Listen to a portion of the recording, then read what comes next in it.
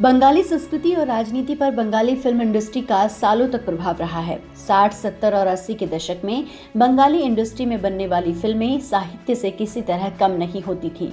अभिनेता और निर्देशकों को थिंकिंग एक्टर्स या निर्देशक की श्रेणी में रखा जाता था। ये प्रतिभा शायद ही देश के कोई दूसरे प्रांत में देखने को मिले। आखिर क्या वजह रही है कि बांग्ला संस्कृति और राजनीति पर फिल्मों का जबरदस्त असर रहा? आइए आपको बताते हैं। Press the bell icon and never miss a video from newsnumber.com.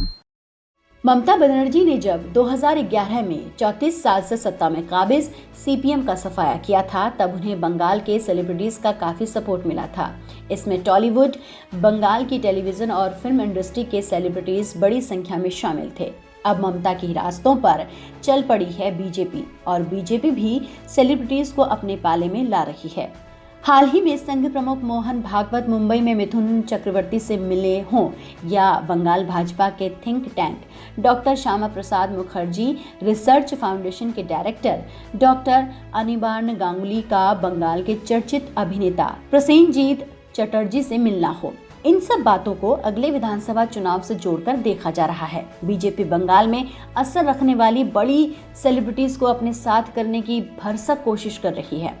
Bangla film industry के मशहूर अभिनेता और 2 बार से टीएमसी विधायक चिरंजीत चक्रवर्ती कहते हैं, सीट जीतने के फॉर्मूले के तहत बंगाली अभिनेताओं को टिकट देना शुरू किया गया था। ऐसे ही संस्कृति और राजनीति पर बंगाली अभिनेता, निर्देशक, गायक समेत इंडस्ट्री के टेक्नीशियंस भी छाए रहे और उनके विचार लोगों को वर्षों तक प्रभावित करते रहे। उनकी वजह से बंगाल की फिल्म इंडस्ट्री और फिल्मी हस्तियों का प्रभाव राजनीति में रहा। आज भी लोग ऐतिहासिक नामों पर वोट करते हैं, लेकिन 2011 से पहले तक सिर्फ इनका इस्तेमाल राय बनाने के कामों में किया गया। इसके बाद ट्रेंड बदला और टीएमसी बंगाली फिल्म स्टार्स को चुनावी टिकट देने लगी। लेकिन अब हालात बदल चुके हैं। बंगाली सिनेमा सबसे बुरे दौर से गुजर रहा है। पहले साल में 75 से 80 फिल्में बनाया करते थे। अब मुश्किल से 30 से 40 फिल्में बन पा रही हैं। जो फिल्में बन रही हैं उनमें भी दर्शक नहीं आ रहे। पहले 750 से ज्यादा सिनेमाघर थे, अब सिंगल स्क्रीन और मल्टीप्लेक्स मिलाकर बंगाल में 100 के करीब सिनेमाघर हैं। ऐसे में इंडस्ट्री के लोगों के पास काम धंधा नहीं है। बहुत सारे सेलिब्रिटीज बीजेपी में इसलिए शामिल हो रहे हैं ताकि उन्हें पार्टी के जरिए मुंबई का एक्सेस मिल सके। बंगाल में तो अब सिनेमा का सालाना बिजनेस 100 करोड़ भी नहीं रहा। पहले 300-400 करोड़ रुपए कमाना आसान बात होती थी। चक्रवर्ती के मुताबिक बंगाल में विधानसभा की 294 सीटें हैं, लेकिन बीजेपी के पास 294 जिताऊ चेहरे नहीं हैं। इसलिए भी वो हर छोटे बड़े सेलेब्स को पार्टी में लाने की कोशिश में है। सेलिब्रिटीज को राजनीति में लाने का ट्रेंड शुरू करने वाली ममता बनर्जी ही मानी जाती है।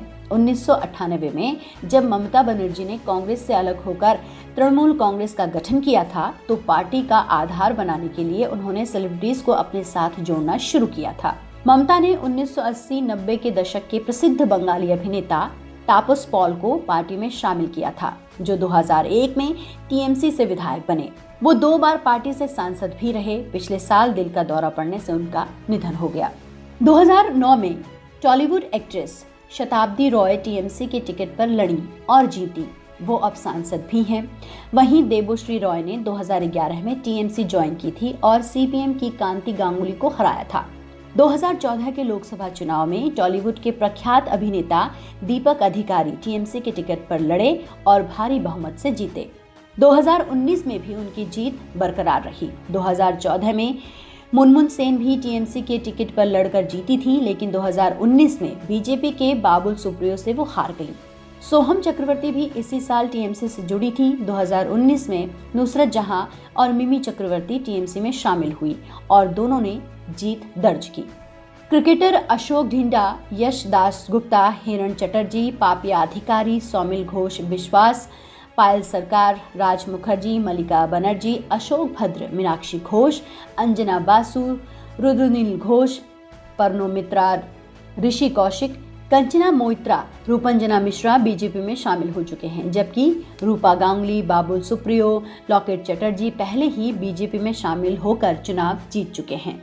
ममता इस बार भी सेलिब्रिटीज को पार्टी में शामिल कराने को लेकर पीछे नहीं है। क्रिकेटर मनोज तिवारी, जून मालिया, सयानी घोष, कांचन मल्लिक, राज चक्रवर्ती, दीपांकर दे, कौशिक मुखर्जी, भरत कौल, श्रीतामा भट्टाचार्य जी, रोनिता दास, सीरियल अभिनेत्री लवली मिश्रा, संगीत कलाकार रशीद खान की बेटी अभिनेत्री साइनी खान टीएमसी का दामन थाम चुकी हैं। मनोज तिवारी को हावड़ा से टिकट दिया जा सकता है क्योंकि वहां बड़ी संख्या में हिंदी भाषी रहते हैं, जिनके बीच तिवारी काफी लोकप्रिय हैं। अभिनेत्री और बंगाली आर्टिस्ट फोरम के सह सचिव देवदूत घोष बताते हैं, टीएमसी और बीजेपी ने ही फिल्मी हस्तियों को पार्टी में शामिल करने की कवायद शुरू की। सितारों को चुनावी टिकट दिए जाने का ये फॉर्मूला ममता बनर्जी के लिए हिट साबित हुआ। लेकिन कई बार ये देखा गया कि टॉलीवुड से राजनीति में प्रवेश करने वाले अभिनेता बाद में इंडस्ट्री से दूरी बनाने लगे। साल 2011 से पहले जैसा माहौल इंडस्ट्री में अब नहीं रहा। बंगाली मोशन पिक्चर्स आज 1500 करोड़ की इंडस्ट्री है, लेकिन उसका ज्यादा पैसा टेलीविजन में ही लगा है। फिल्मों का हाल अच्छा नहीं होने और अलग अलग नियमों की वजह से भी बहुत सारे काम नहीं हो पाए, इसलिए धीरे धीरे तमिल, मलयालम जैसी फिल्म इंडस्ट्री से टॉलीवुड पीछे रह गई। आपको बता दें कि मुख्यमंत्री ममता बनर्जी इस बार भी टॉलीवुड पर दांव खेल रही हैं, लेकिन बीजेपी भी बांग्ला फिल्म इंडस्ट्री में अपनी पकड़ काफी मजबूत कर चुकी है।